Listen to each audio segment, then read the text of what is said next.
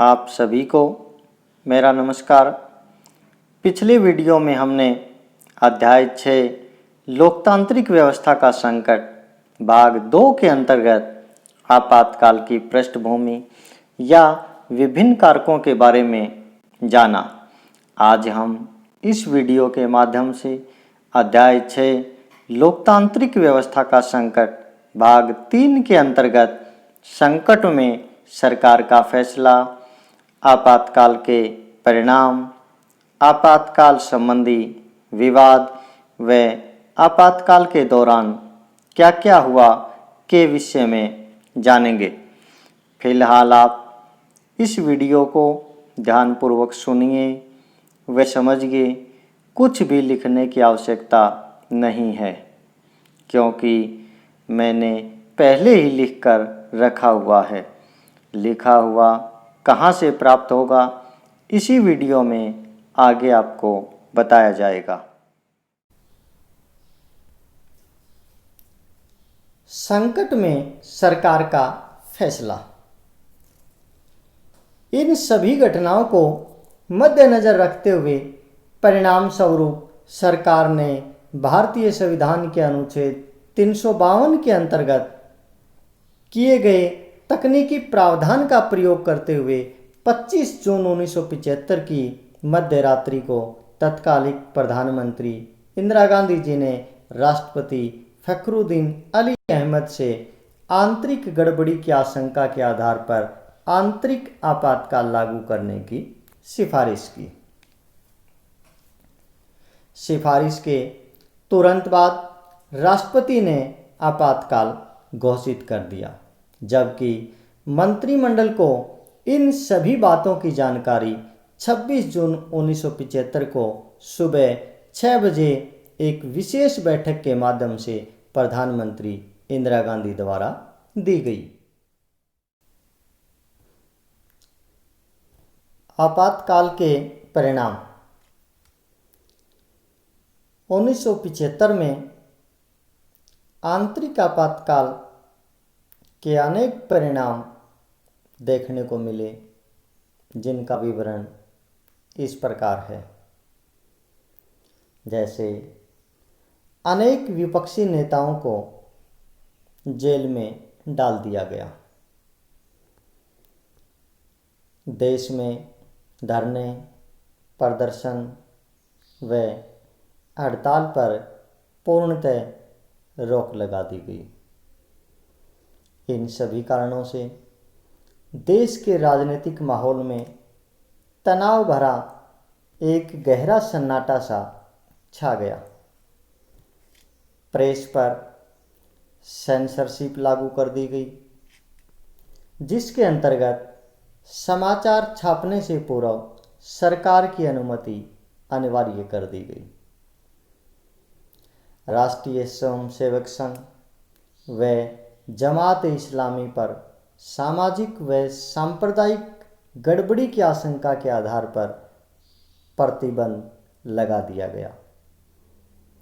आपातकालीन प्रावधानों के अंतर्गत नागरिकों के विभिन्न मौलिक अधिकार निष्प्रभावी हो गए। नागरिकों के मौलिक अधिकारों की बहाली हेतु न्यायपालिका के दरवाजे भी बंद हो चुके थे। निवारक नज़रबंदी प्रावधान के अंतर्गत बड़े पैमाने पर राजनीतिक कार्यकर्ताओं को सरकार के द्वारा गिरफ्तार किया गया। गिरफ्तार व्यक्ति बंदी प्रत्यक्षीकरण याचिका का प्रयोग करके अपनी गिरफ्तारी को चुनौती भी नहीं दे सकते थे, क्योंकि अप्रैल 1976 में सर्वोच्च न्यायालय की संवैधानिक पीठ ने यह फैसला दिया था कि सरकार नागरिक से जीवन व आज़ादी का अधिकार कभी भी वापस ले सकती है। हालांकि यह फैसला भारतीय न्यायपालिका के इतिहास में सबसे अत्यधिक विवादास्पद फैसलों में एक माना जाता है। इंडियन एक्सप्रेस व स्टेटसमैन जैसे अखबारों ने प्रेस सेंसरशिप के विरोध स्वरूप समाचार छापने से रोकने पर संपादकीय पृष्ठ खाली छोड़ने शुरू कर दिए। सेमिनार व मेन स्ट्रीम जैसी पत्रिकाओं ने सेंसरशिप के विरोध स्वरूप अपना प्रकाशन ही बंद कर दिया।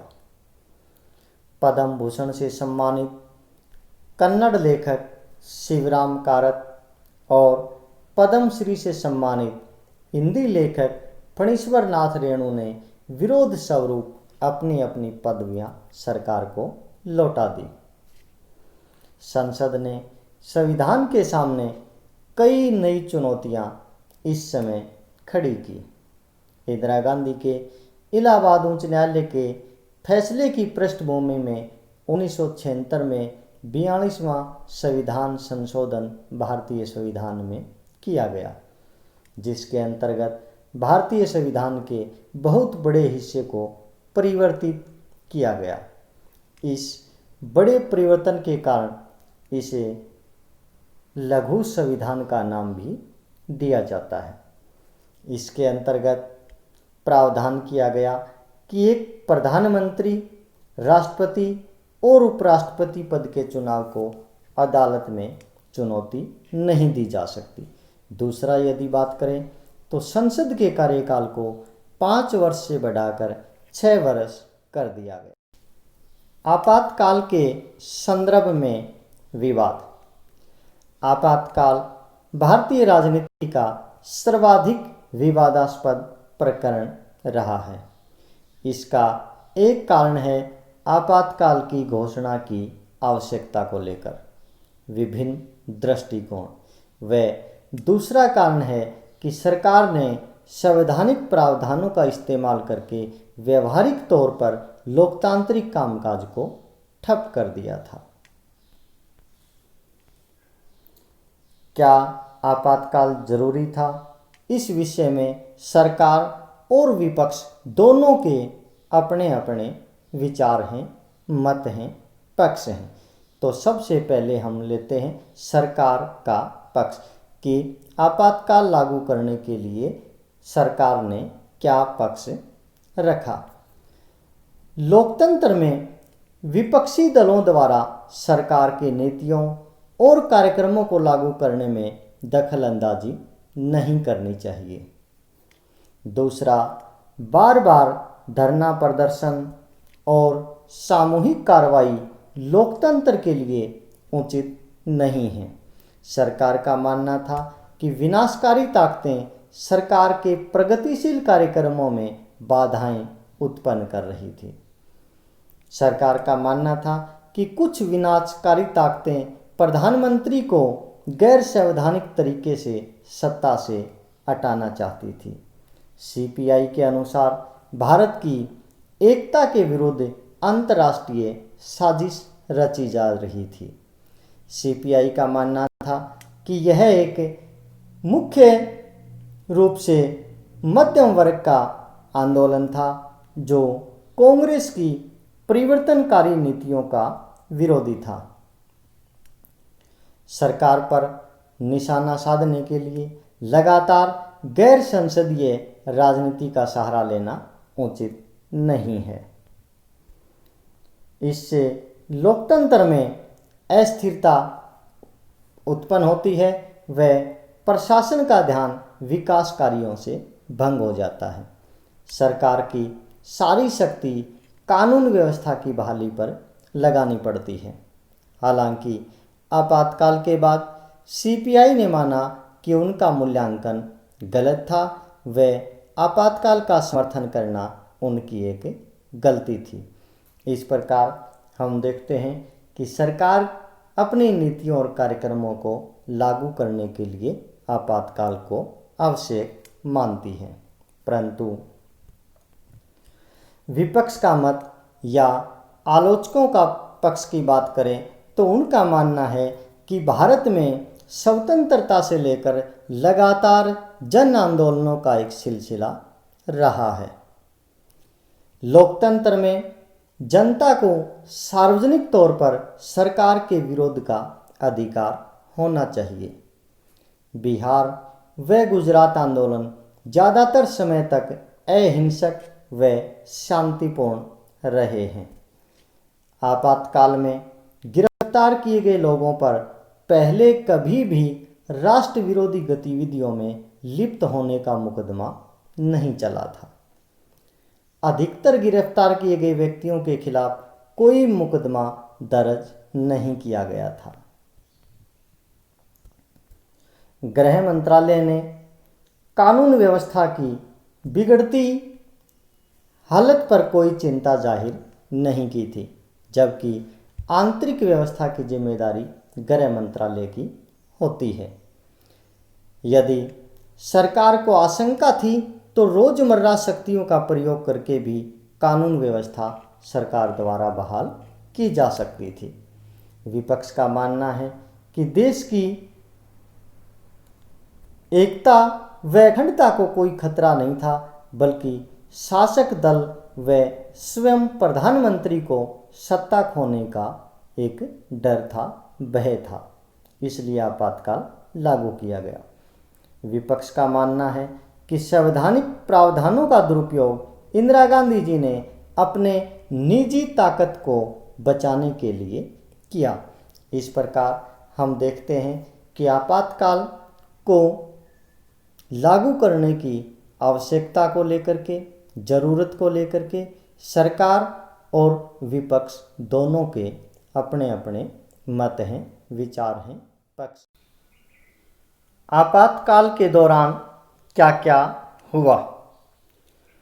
आपातकाल के दौरान क्या क्या हुआ, इस बात को लेकर के सरकार का अपना पक्ष है व विपक्ष का अपना मत है। पहले हम सरकार के पक्ष के बारे में जानते हैं कि आपातकाल के दौरान क्या सरकार ने किया। सरकार का मानना है कि आपातकाल के जरिए सरकार कानून व्यवस्था को बहाल करना चाहती थी।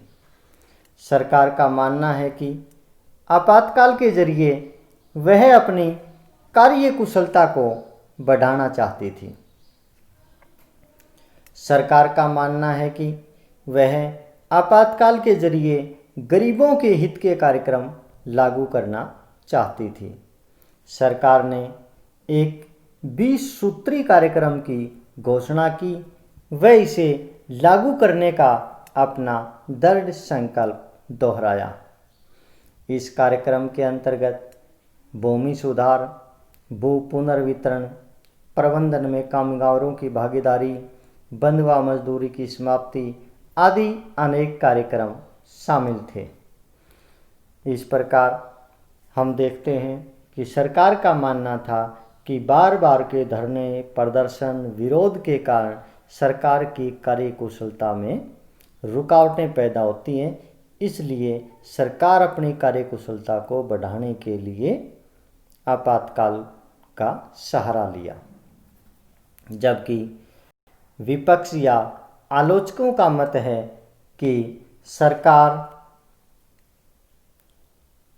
के अधिकतर वायदे पूरे नहीं हुए थे, जिसके कारण उन्होंने आपातकाल का सहारा लिया।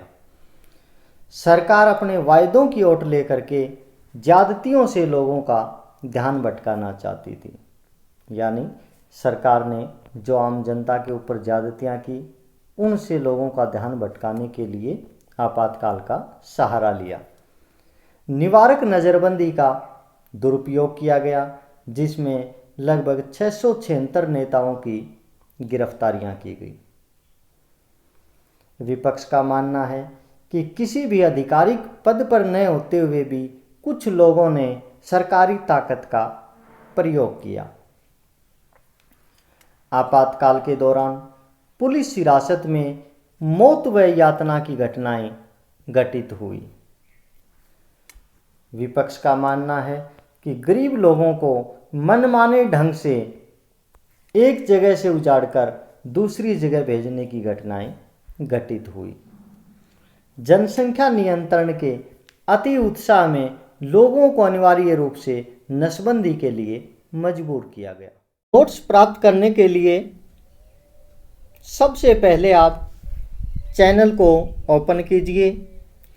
चैनल ओपन होने के बाद चैनल के अबाउट सेक्शन में सबसे नीचे आपको ब्लॉग का निशान दिखाई देगा।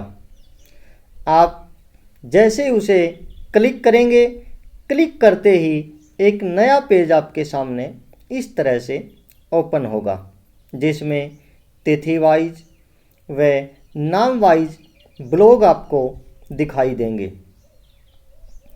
ब्लॉग के सामने वाले निशान को जैसे ही आप दबाएंगे तो पूरा ब्लॉग आपके सामने इस तरह से ओपन हो जाएगा।